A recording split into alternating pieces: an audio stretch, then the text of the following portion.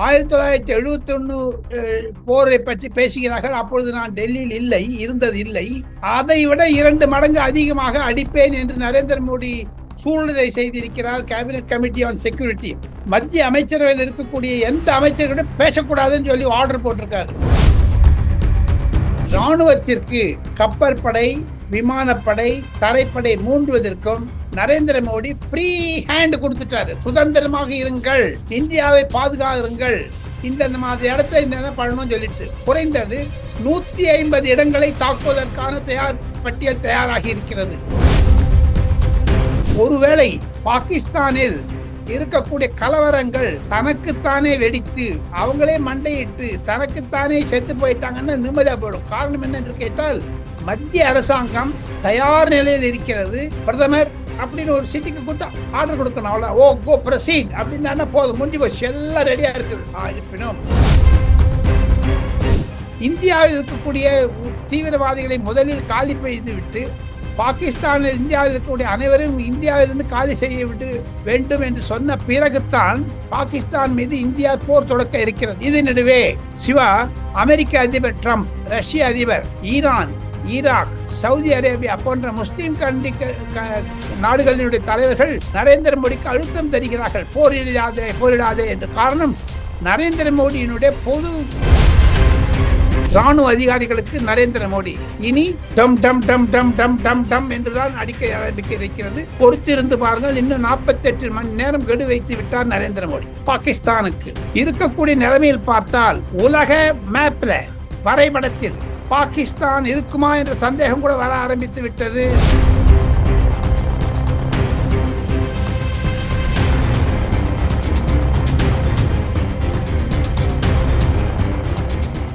Real one நண்பர்கள் உறவுகளுக்கு வணக்கம். தொடர்ச்சியாக பல்வேறு முக்கியமான தகவல்களை நம்முடைய வாசகர்களுடன் பகிர்ந்து வரும் மூத்த பத்திரிகையாளர் டெல்லி ராஜகோபாலன் சார் அவர்கள் நம்முடைய இருக்கிறார். சார் வணக்கம். சார் நமஸ்காரம். நமஸ்காரம். இன்று நாம் இருவரும் பேசக்கூடிய ஒரு வீடியோ காட்சி அனல் பறக்கக்கூடியதாக இருக்கும். டெல்லியில் வெப்பநிலை 43 டிகிரியாக இருந்தாலும் மத்திய அரசாங்கத்தை ஆளுகின்ற பாரதிய ஜனதா கட்சியினுடைய வெப்பநிலை 100 டிகிரியை தாண்டி விட்டது. சிவா, பத்திரிகை துறையில் நான் 40 ஆண்டுகள் டெல்லியில் இருந்திருக்கிறேன். ஆனால் பதட்ட நிலைமை இது மாதிரி நான் பார்த்ததே கிடையாது. காரணம், 1971 போரை பற்றி பேசுகிறார்கள். அப்பொழுது நான் டெல்லியில் இருந்தது இல்லை. இருப்பினும் பல புத்தகங்களின் மூலமாக பல வர்ணனைகளை கேட்டிருக்கிறேன். அதை விட 2 மடங்கு அதிகமாக அடிப்பேன் என்று நரேந்திர மோடி சூழ்நிலை செய்திருக்கிறார். கேபினட் கமிட்டி ஆன் செக்யூரிட்டி மத்திய அமைச்சரவையில் இருக்கக்கூடிய எந்த அமைச்சர்களும் பேசக்கூடாதுன்னு சொல்லி ஆர்டர் போட்டிருக்காரு. அத்தனை மாதிரி ஒரு ஆழ்ந்த இதோட பிளானிங்கோட திட்டத்தோட யாருமே பலியாகக்கூடாது. இந்தியாவிலிருந்து நம்ம விமான போர்களுக்கு, விமானங்களுக்கு ஒரு விதமான பாதகம் ஏற்படக்கூடாது. கப்பல் துறைகளுக்கு ஒன்றும் இருக்கக்கூடாது.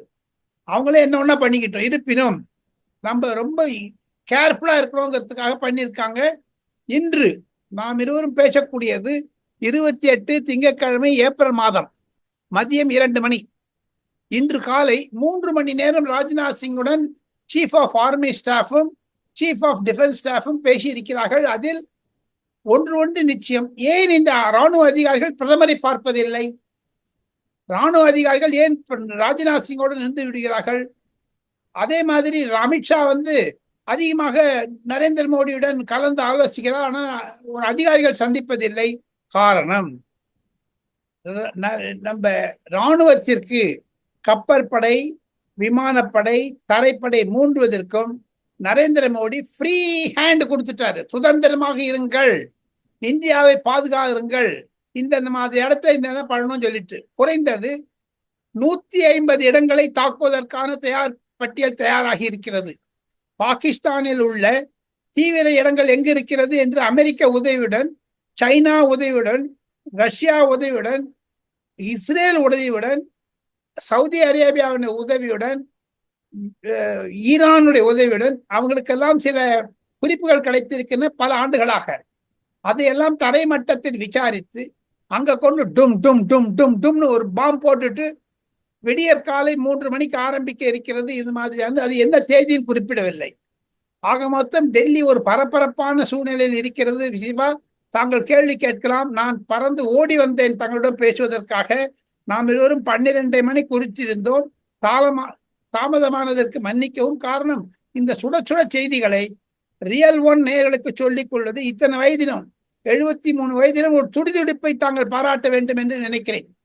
கண்டிப்பாக சார். சார், இந்த பாகிஸ்தான் மீதான இந்தியாவுடைய பதிலடி, இப்போ பிரதமர் பேசிட்டு இருக்காங்க, அமித்ஷா பேசுறாங்க. ஆனாலும் இந்த கால தாமதம் என்ன ரீசன் சார்? கால தாமதமே கிடையாது சிவா. நான் விசாரித்த மட்டும் திட்டமிடுதல், அதையும் தவிர அக்ஷய திருதியை என்று வருகிறது 30ஆம் தேதி. அதற்கு முன்னதாக சில குறிப்புகள் அரசாங்கத்திற்கு கிடைத்திருக்கிறது. ஒருவேளை பாகிஸ்தானில் இருக்கக்கூடிய கலவரங்கள் தனக்குத்தானே வெடித்து அவங்களே மண்டையிட்டு தனக்குத்தானே செத்து போயிட்டாங்கன்னா நிம்மதியா போயிடும். காரணம் என்ன என்று கேட்டால், மத்திய அரசாங்கம் தயார் நிலையில் இருக்கிறது. பிரதமர் அப்படின்னு ஒரு சிட்டிக்கு கொடுத்தா ஆர்டர் கொடுக்கணும், அவ்வளோ. ஓ கோ ப்ரொசீட் அப்படின்னு போதும், முடிஞ்சு போச்சு, எல்லாம் ரெடியா இருக்குது. இருப்பினும் கால தாமதமாவது என்று ஒரு கருத்து தவறான கருத்து என்று தான் நான் சில அதிகாரிகளிடமிருந்து தெரிந்து கொள்கிறேன். காரணம், இந்தியா பாகிஸ்தானில் இருக்கக்கூடிய நிலவரத்தை மேல் பார்வையிட்டு வருகிறது. சிவா, சில விஷயத்தெல்லாம் சொன்னா, பாகிஸ்தானில் இருக்கக்கூடிய பொருளாதாரம், பாகிஸ்தானில் இருக்கக்கூடிய மண்ணெண்ணெய் இல்லை, வெங்காயம் கிடையாது, சாப்பிடுவதற்கு அரிசி கிடையாது, கோதுமை கிடையாது, மருந்து பொருட்கள் தட்டுப்பாடு வந்து விட்டது. அங்க இருக்கக்கூடிய மருத்துவமனைகள்லாம் லாங் கியூஸ் இருக்குதுங்க. அதையும் தவிர சில மருத்துவர்கள் துபாய், ரியாத், ஜெட்டா மற்றும் தெஹ்ரான் போன்ற இடங்களுக்கு பறந்து ஆய்வு சென்று விடுகிறார்கள், அயல்நாடு செல்கிறார்கள். பாகிஸ்தானில் இருப்பதற்கு இஷ்டமில்லை. இது நடுவே அங்கு பசி பட்டினி பலர் மரணம் அடைவதாகவும் கேள்விப்படுகிறேன். இந்தியாவோ பாகிஸ்தானில் இருக்கக்கூடிய யூடியூப் எல்லாம் கேன்சல் பண்ணிட்டாங்க, கட் பண்ணிட்டாங்க. ஆக மொத்தம் அங்கிருந்து செய்தி வரவில்லை, ஒண்ணுமே வருது கிடையாது, எக்ஸப்ட் கவர்மெண்ட் ஆஃப் இந்தியாவுக்கு இருக்கக்கூடிய செய்திகளை தவிர.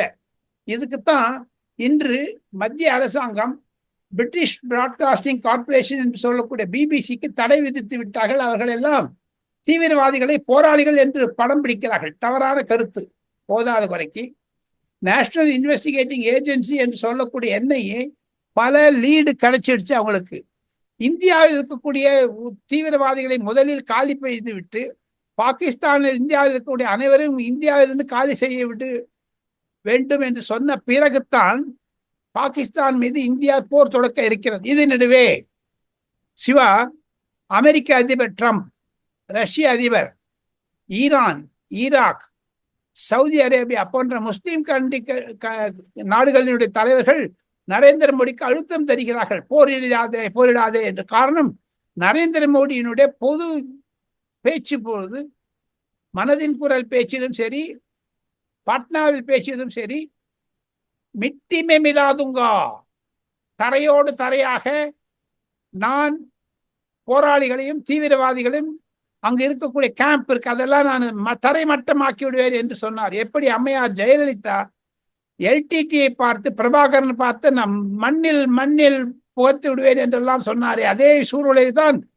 நரேந்திர மோடி செய்கிறார். அதை பார்த்து தான் அமெரிக்கா பயந்திருக்கிறது. ஒருவேளை ஏதாவது போர் என்று வந்தால் 10 நாள், 15 நாள், 1 மாசம், எவ்வளவு நாள் போகும் தெரியாது. இதனிடையே ஷார்ட் டேர்ம் வாரா, லாங் டேர்ம் வாரா, இதெல்லாம் நிர்ணயிக்க முடியல. எது ஆரம்பிச்சாலும் சிவா, எனக்கு குறிப்பிட்ட அதிகாரி, ராணுவ அதிகாரி என்ன சொன்னார், உதாரணத்திற்கு சிவாவும் ராஜகோபாலும் கேரம் போர்டு விளையாடுறாங்க, 3 பேர் உட்காந்து 4 பேர் உட்காந்துட்டு, சிவா ஆரம்பிக்கிறாரு, ரெட்ல ட்ரிகர் அடிச்சுட்டாரு, சதறதுங்க பாருங்க மீதி காயிலாம். அந்த மாதிரி திட்டங்கள் சிதறக்கூடாது என்ற ஒரு பயம் இருக்கிறது. ஒரு பிரச்சனையை எடுத்துக்கொண்டால் அது பல பிரச்சனைகளுக்கு தள்ளிவிடும். அது அரசியலில் இருக்கக்கூடிய அரசியல்வாதிகளுக்கு நன்றாக தெரியும், குறிப்பாக நரேந்திர மோடிக்கு. காரணம், 13 ஆண்டுகள் முதலமைச்சர், 10 ஆண்டுகள் பிரதமராக இருந்தவர். லட்சக்கணக்கான பொது ஜன கருத்துக்களை எல்லாம் அவருக்கு தெரியும். இந்தியாவில் இன்று நாம் இருவரும் பேசிக் கொண்டிருக்கும் போது ஜம்மு காஷ்மீர் அசம்பிளியினுடைய சிறப்பு செஷன் நடந்தது. அதில் முதல் முறையாக ஓமர் அப்துல்லா வெளிப்படையாக பேசிவிட்டார். இந்தியா பக்கம் நாங்கள் இருக்கிறோம். ஆர்டிகல் 370 அப்ளிகேஷன் செய்தது சரி, ஆனால் தனி மாநில அந்தஸ்து கேட்கக்கூடிய அளவிற்கு நான் இல்லை. காரணம், என் மண்ணில் 26 டூரிஸ்ட் சுற்றுப்பிரயாணிகள் சுட்டுக் கொல்லப்பட்டனர்.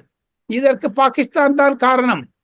ஆக மொத்தம் என் மண், காஷ்மீரில் இருக்கக்கூடிய என் மண் உக்ரவாதத்திற்கும் பயங்கரவாதத்திற்கும் தடை கொடுக்க கூடாது என்றெல்லாம் பேசியிருக்கிறார். அந்த பின்னணியில் பார்த்தால் கண்டிப்பாக வரக்கூடிய நாட்களில் டெல்லியில் நடக்கக்கூடிய சூடான சூழ்நிலை என்ன என்று கேட்டால், இன்று மாலை ஒரு அறிக்கை போய், ஏன்னா டெல்லியிலேருந்து சில இடங்களுக்கு ஒரு எஸ் கோ ஹெட் ப்ரொசீட் அப்படின்னு சொல்றதுக்கு குறைந்தது 24 மணி நேரங்கள் தேவை.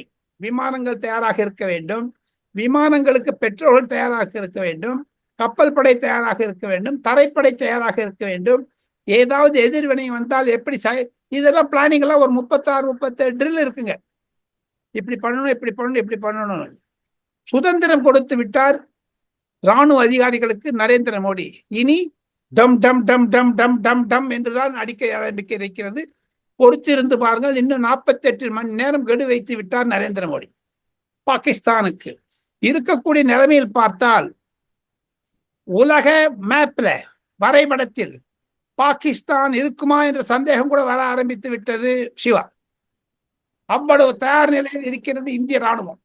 சார், இப்படியான நிலையில தான் பாகிஸ்தானுடைய ரயில்வே மினிஸ்டர் ஹனீப் அப்பாசியை பொறுத்த வரைக்கும் எங்களிடம் 130 அணுகுண்டுகள் இருக்கின்றன, எங்க மேல கைய வச்சா நாங்க இது அணு ஆயுத போராக வெடிக்கும் அப்படிங்கிற கருத்துக்களை முன்வைக்கிறாரு. இது ஒரு பதட்டத்தின் காரணமாக தெரிவிக்கிறாரா சார் இது போன்ற கருத்துக்களை?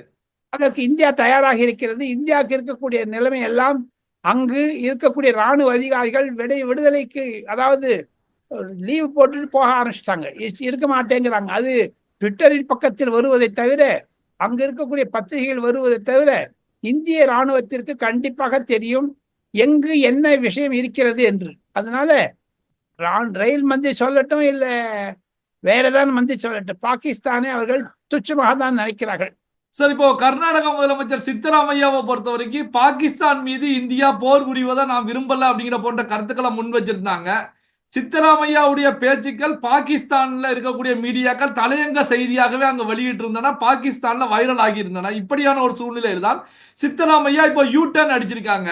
பாகிஸ்தான் மீது போர் புரிய வேண்டாம் அப்படிங்கிற கருத்துக்களை நான் தெரிவிக்கல, அதாவது போர் தீர்வல்ல அப்படிங்கிற அடிப்படையில தான் நான் தெரிவிச்சேன் அப்படின்னு சொல்லி யூ டர்ன் அடிச்சிருக்காங்க. இதை எப்படி சார் பாக்குறீங்க? காங்கிரஸில் இருக்கக்கூடிய குழப்பம், ராகுல் காந்தி துடித்து கொண்டிருக்கிறார். எப்படி அவர் சிறுநீரகத்தில் சிறுநீரை கண்ட்ரோல் பண்ணிக்கிறாரோ அது மாதிரி ரொம்ப கண்ட்ரோல் பண்ணிட்டு இருக்காரு. ராகுல் காந்தியும் சித்தராமையா கருத்தை தெரிவிக்க இருக்கிறார். காரணம், பாஜக அதற்கு அதிகமான பெயர் விடக்கூடாது. தன்னுடைய பாட்டி இந்திரா காந்தி எப்படி பங்களாதேஷை உருவாக்கி கொடுத்தாரோ அதே மாதிரி நரேந்திர மோடி இந்திரா காந்தியை விட சமாளித்து விட்டு பலுச்சிஸ்தான் பாகிஸ்தானை உடைத்தார் என்ற பெருமை நரேந்திர மோடிக்கு சேரக்கூடாது என்ற ஆத்திரம், காழ்ப்புணர்ச்சி ராகுல் காந்திக்கு இருப்பதைத்தான் சித்தராமையா பிரதிபலிக்கிறார். சிவா, பல்வேறு முக்கியமான தகவல்களை நம்முடைய உறவுகள் நண்பர்களுடன் பகிர்ந்து கொண்டதற்கு நன்றி சார். தேங்க்யூ.